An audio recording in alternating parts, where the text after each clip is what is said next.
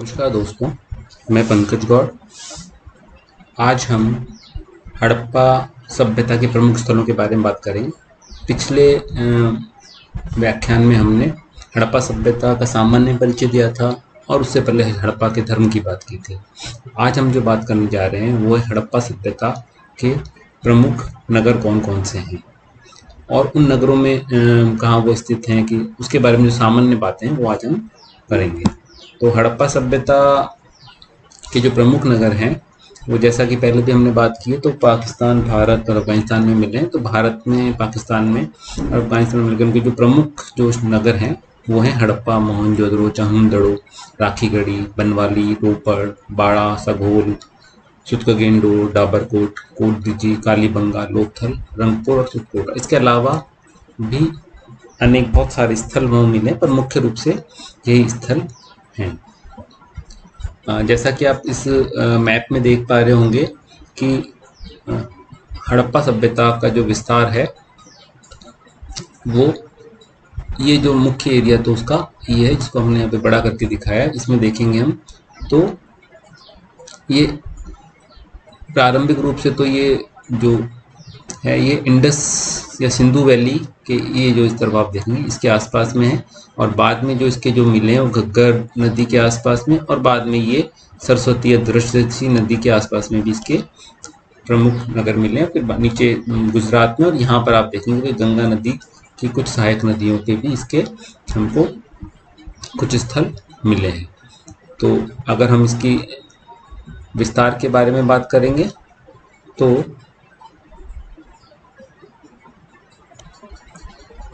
अब अगर हम इसके विस्तार की बात करें तो ये पूरब में आलमगीरपुर से लेकर पश्चिम में सुतकनगढ़ तक, और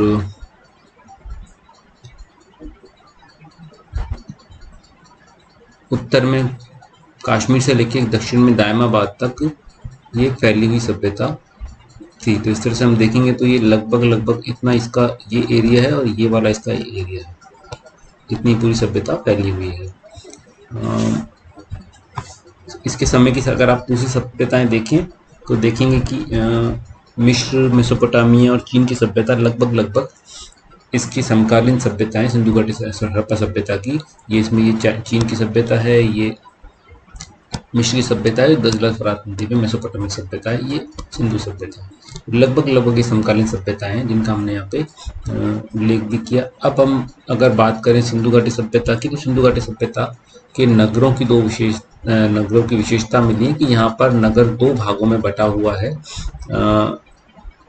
एक भाग जो था वो दुर्ग क्षेत्र है, और दूसरा ये दुर्ग क्षेत्र जो था ऊपरी थोड़ा सा ऊंचे टीले पे था, और दूसरा जो भाग है वो नगर है। तो इसमें आप देखेंगे ये दुर्ग क्षेत्र है, इसको सीडाटेल कहा जाता है, और दूसरा ये सामान्य नगर यहाँ पर है। अब हम बात करते हैं सिंधु घाटी सभ्यता के प्रमुख नगरों की।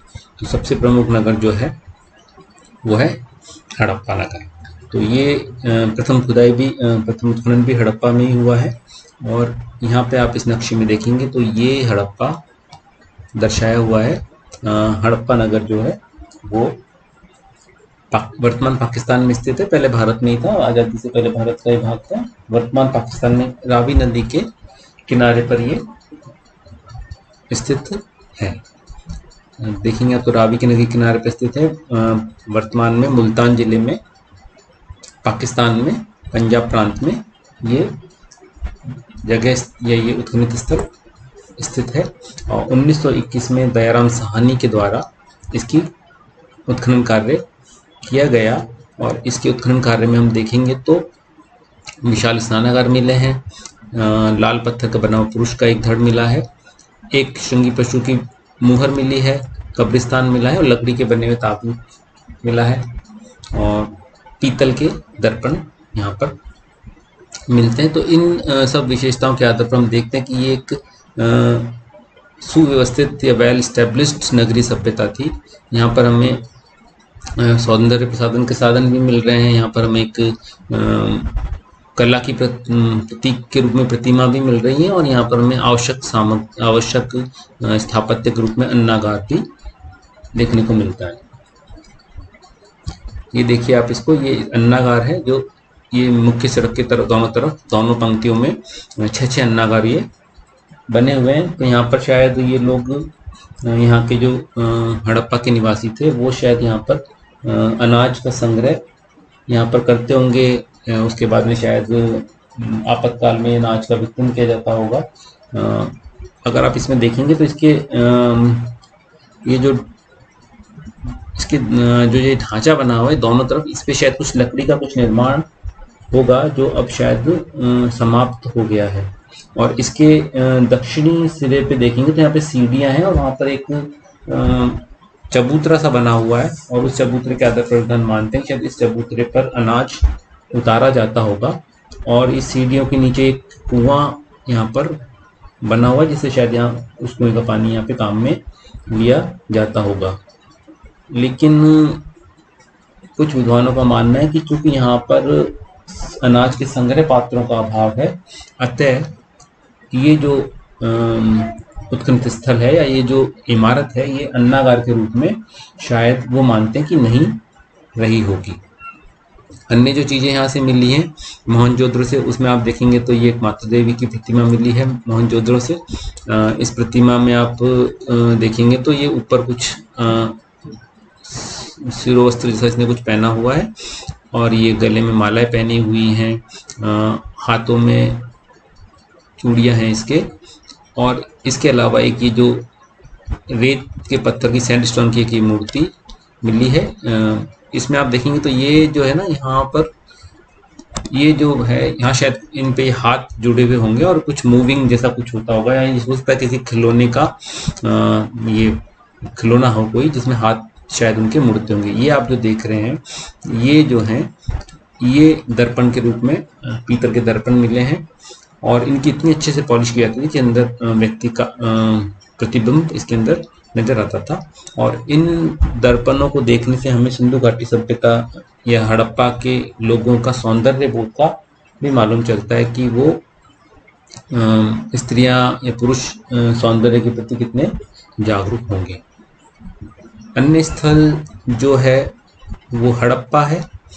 ये हड़प्पा जो है ये भी नदी के किनारे स्थित है और मोहनजोदड़ो है। मोहनजोदड़ो भी पाकिस्तान के लड़काना ज़िले में स्थित है और ये सिंधु नदी के किनारे स्थित है। लेकिन वर्तमान में नदी जो है वो थोड़ी दूरी से बहती है। विद्वानों का अनुमान है कि शायद उस समय ये जो नदी थी वो बिल्कुल इस स्थल के पास से बहती होगी।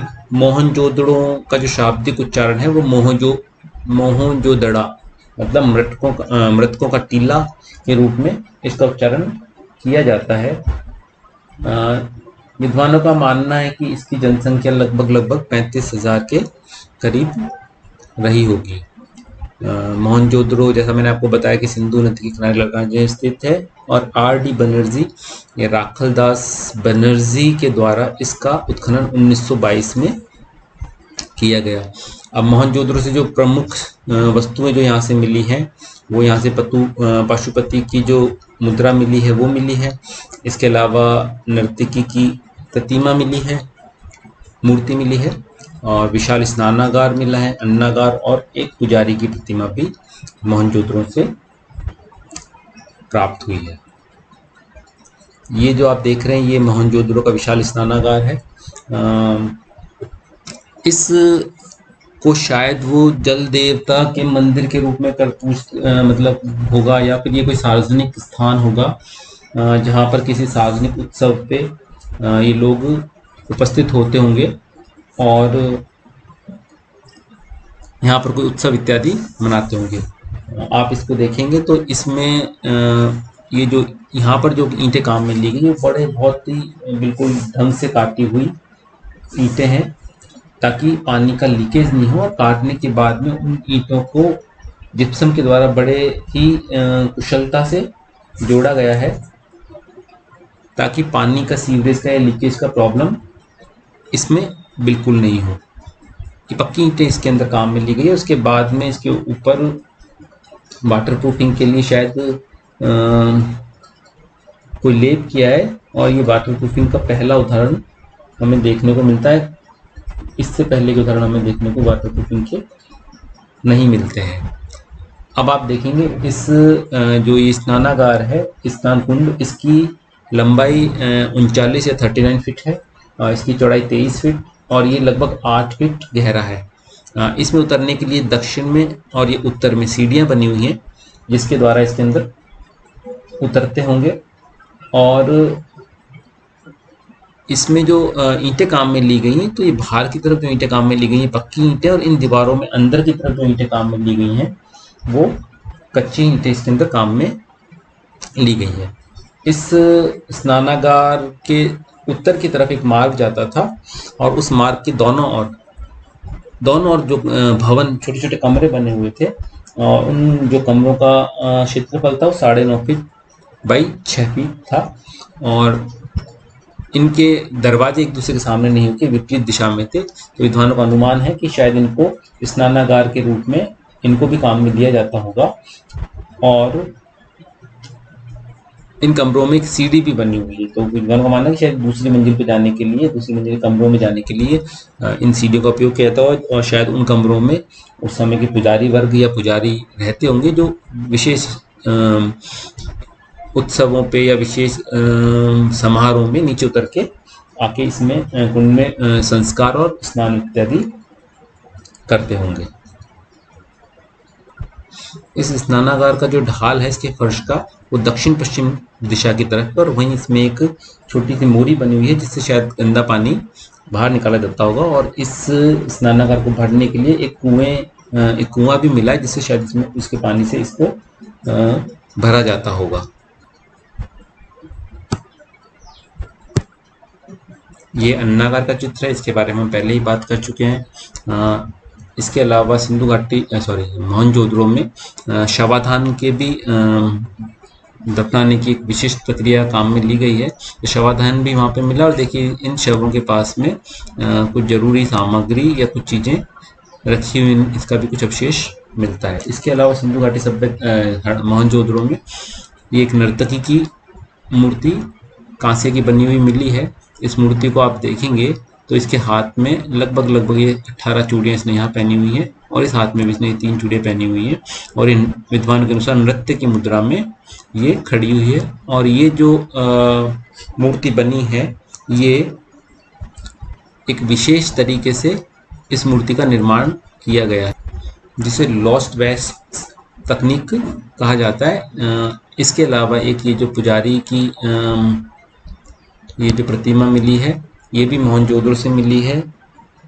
इस प्रतिमा को देखने से अपने को मालूम चलता है कि ये देखिए इसके बाल, दाढ़ी के बाल कितने अच्छे से इन्होंने बनाए, मतलब वो केश सज्जा का ध्यान रखते थे। इसके सर पे कुछ ताबीज सा बांधा हुआ है, और इसने ये शॉल ओढ़ा हुआ है, इसके ऊपर एक फूल पत्ती के आकार की कशीदाकारी की हुई मालूम चल रही। तो इस आधार पर हम कह सकते हैं कि वहाँ न केवल मूर्ति कला बल्कि वस्त्र निर्माण कला भी बहुत उन्नत अवस्था में रही होगी।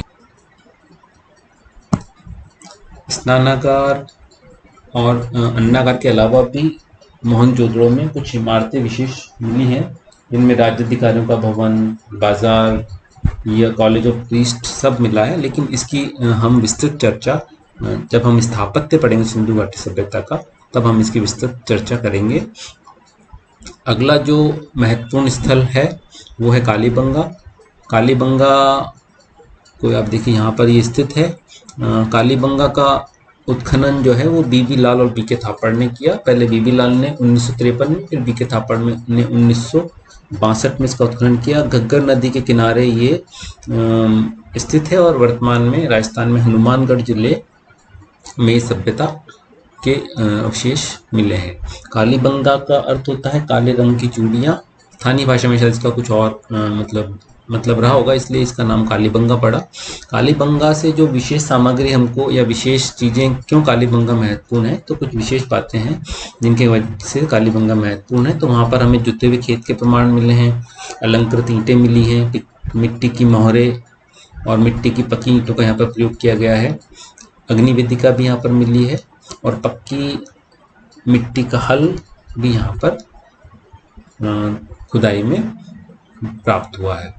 अब देखिए जुते हुए खेत के जो प्रमाण है, तो आप इसमें देखेंगे कि वहाँ पर ये साइड्स में इस तरह के ये मिले हैं, और ये जो खेत है ये, देखिए आप, ये जुता हुआ ऐसे नज़र आ रहा है कि ये जुता हुआ है। एक्चुअली जब हल जब ज़मीन में जाता है तो वो अपनी दोनों तरफ की मिट्टी उठा देता है, तो उसके आधार पर विद्वान मानते हैं कि ये जुते हुए खेत के प्रमाण है। और ये जो खेत है ये डबल तरह से दोहरा जुता हुआ खेत है, तो इसके प्रमाण कालीबंगा में मिलते हैं। तो यदि आपसे परीक्षा में पूछा जाए कि जुते हुए खेत के प्रमाण कहाँ पर मिले हैं, तो कालीबंगा में हमें उसके प्रमाण मिले हैं। दूसरा, ये जो अलंकृत ईंट का जो प्रमाण मिला है, तो ये एक ईंट बनी हुई है, इसके अंदर कुछ ये कुछ आकृतियां बनी हुई हैं और ये कुछ लिखा हुआ है। तो इसके आधार पर विद्वान मानते हैं कि शायद ये कुछ अलंकरण इन्होंने ईंटों पर किया है। तो ये अलंकृत ईंटें जो मिली हैं ये भी हमें कालीबंगा से प्राप्त हुई हैं। इसके अलावा ये अग्निवेदिका के प्रमाण भी कालीबंगा से मिले। अलग अलग विद्वानों के इसमें अनुमान है। कुछ विद्वानों का अनुमान है कि ये धार्मिक महत्व के लिए इन अग्निवेदिकाओं का कुछ उपयोग होता होगा, और कुछ विद्वान कहते हैं कि शायद ये आग जलाने के लिए, गर्म रखने के लिए भी इसका प्रयोग, पर ज़्यादा जो मानने मत है वो अग्निवेदिका के रूप में है। ये तो आप देखेंगे ये अग्निवेदिका है, और कुछ अग्निवेदिकाओं में इसमें पशु अस्थियों के प्रमाण भी मिले, जिसके आधार पर विद्वान इस बात को पुष्ट करते हैं कि इन अग्निवेदिकाओं का धार्मिक महत्व रहा होगा। धन्यवाद।